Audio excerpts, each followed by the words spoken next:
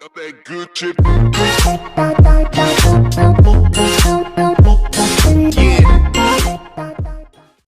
Hello guys, welcome back to my new video. And so today I show you how to make a fish eye spectrum. But first open go to the layer.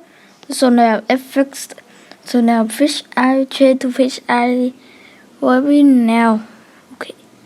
So now fish eye is this. Just like this.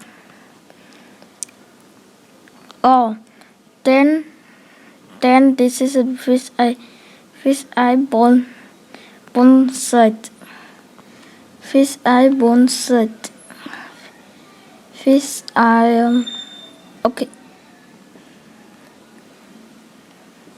So now split spectrum, this is us. And so now split spectrum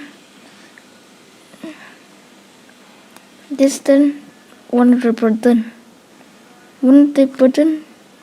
This is speed 1. This split spectrum. This is a green, right? And so now digital crash. It's okay. So now then we're digital crash. And so now strength 201. Okay, so now using this color spectrum, play.